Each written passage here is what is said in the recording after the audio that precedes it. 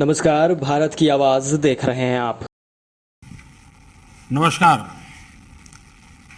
सबसे पहले मैं राष्ट्रपति रहमोन को एससीओ काउंसिल की सफल अध्यक्षता के लिए बधाई देता हूं। ताजिक प्रेसिडेंसी ने चुनौतीपूर्ण वैश्विक और क्षेत्रीय माहौल में इस संगठन का कुशलता से संचालन किया है। ताजिकिस्तान की आजादी की 30वीं वर्षगांठ के इस वर्ष में मैं पूरे भारत की ओर से सभी ताजिक भाई बहनों को और राष्ट्रपति रहमोन को बहुत बहुत बधाई और शुभकामनाएं देता हूं। एक्सेलेंसीज, इस साल हम एससीओ की भी 20वीं वर्षगांठ मना रहे हैं। यह खुशी की बात है कि इस शुभ अवसर पर हमारे साथ नए मित्र जुड़ रहे हैं। मैं ईरान का एससीओ के नए सदस्य देश के रूप में स्वागत करता हूं। मैं तीनों नए डायलॉग पार्टनर्स सऊदी अरब, इजिप्ट और कतर का भी स्वागत करता हूं। एससीओ का एक्सपेंशन हमारी संस्था का बढ़ता प्रभाव दिखाता है। नए मेंबर और डायलॉग पार्टनर से एससीओ भी और मजबूत और क्रेडिबल बनेगा। एक्सेलेंसी, एससीओ की 20वीं वर्षगांठ इस संस्था के भविष्य के बारे में सोचने के लिए भी उपयुक्त अवसर है। मेरा मानना है कि इस क्षेत्र में सबसे बड़ी चुनौतियां शांति, सुरक्षा और ट्रस्ट डेफिसिट से संबंधित है और इन समस्याओं का मूल कारण बढ़ता हुआ रेडिकलाइजेशन है। अफगानिस्तान में हाल के घटनाक्रम ने इस चुनौती को और स्पष्ट कर दिया है। इस मुद्दे पर एससीओ को पहल लेकर कार्य करना चाहिए। यदि हम इतिहास पर नजर डालें तो पाएंगे कि मध्य एशिया का क्षेत्र मॉडरेट और प्रोग्रेसिव कल्चर और वैल्यूज का एक प्रकार से गढ़ रहा है, किला रहा है। सूफीवाद जैसी परंपराएं यहां सदियों से पनपी और पूरे क्षेत्र और विश्व में फैली। इनकी छवि हम आज भी इस क्षेत्र की सांस्कृतिक विरासत में देख सकते हैं।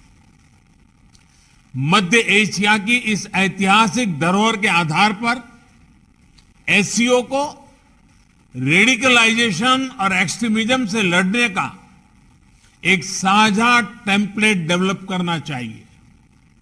भारत में और एससीओ के लगभग सभी देशों में इस्लाम से जुड़ी मॉडरेट, टॉलरेंट और इंक्लूसिव संस्थाएं और परंपराएं हैं। एससीओ को इनके बीच एक मजबूत नेटवर्क विकसित करने के लिए काम करना चाहिए।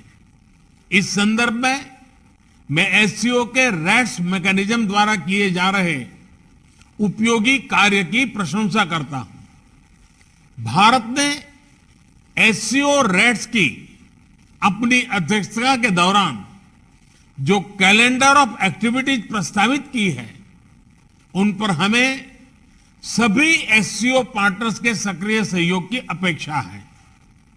एक्सेलेंसी, रेडिकलाइजेशन से लड़ाई क्षेत्रीय सुरक्षा और आपसी ट्रस्ट के लिए तो आवश्यक है ही। यह हमारी युवा पीढ़ियों के उज्जवल भविष्य के लिए भी जरूरी है। विकसित विश्व के साथ प्रतिस्पर्धा के लिए हमारे क्षेत्र को उभरती टेक्नोलॉजी में स्टेक होल्डर बनना होगा। इसके लिए हमें अपने प्रतिभाशाली युवाओं को विज्ञान और रैशनल थिंकिंग की ओर प्रोत्साहित करना होगा। हम अपने एंटरप्रेन्योर्स और स्टार्टअप्स को एक दूसरे से जोड़कर इस तरह की सोच, इस तरह की इनोवेटिव स्पिरिट को बढ़ावा दे सकते हैं। इसी सोच से पिछले वर्ष भारत ने पहले एससीओ स्टार्टअप फोरम और युवा वैज्ञानिक सम्मेलन का आयोजन किया। पिछले वर्षों में भारत ने अपनी विकास यात्रा में टेक्नोलॉजी का सफल सहारा लिया है। चाहे फाइनेंशियल इंक्लूजन बढ़ाने के लिए यूपीआई और रुपे कार्ड जैसी टेक्नोलॉजीज हो, या कोविड से लड़ाई में हमारे आरोग्य सेतु और कोविन जैसे डिजिटल प्लेटफॉर्म्स, इन सभी को हमने स्वेच्छा से अन्य देशों के साथ भी साझा किया है। हमें एससीओ पार्टनर्स के साथ भी इन ओपन सोर्स टेक्नोलॉजी को शेयर करने में और इसके लिए कैपेसिटी बिल्डिंग आयोजित करने में खुशी होगी।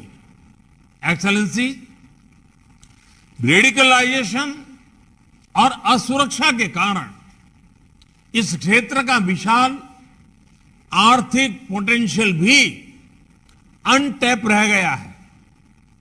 खनिज संपदा हो या इंट्रा एससीओ ट्रेड, इनका पूर्ण लाभ उठाने के लिए हमें आपसी कनेक्टिविटी पर जोर देना होगा। इतिहास में सेंट्रल एशिया की भूमिका प्रमुख क्षेत्रीय बाजारों के बीच एक कनेक्टिविटी ब्रिज की रही है।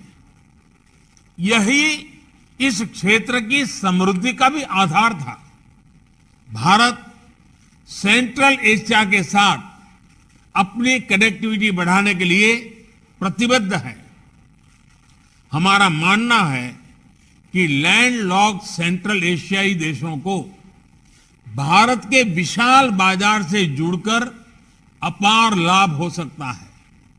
दुर्भाग्यवश आज कनेक्टिविटी के कई विकल्प उनके लिए खुले नहीं हैं। ईरान के चाबाहार पोर्ट में हमारा निवेश और इंटरनेशनल नॉर्थ साउथ कॉरिडोर के प्रति हमारा प्रयास इसी वास्तविकता से प्रेरित है। एक्सेलेंसी, कनेक्टिविटी की कोई भी पहल वन वे स्ट्रीट नहीं हो सकती।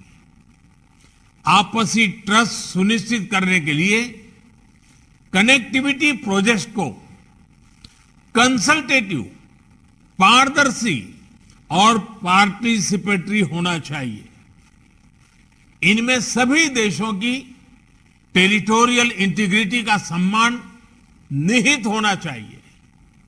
इन सिद्धांतों के आधार पर एससीओ को क्षेत्र में कनेक्टिविटी प्रोजेक्ट्स के लिए उपयुक्त नॉर्म्स विकसित करने चाहिए।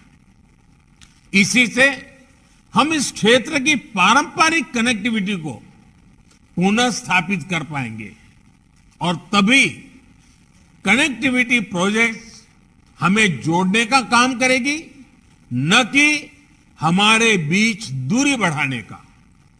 इस प्रयत्न के लिए भारत अपनी तरफ से हर प्रकार का योगदान देने के लिए तैयार है।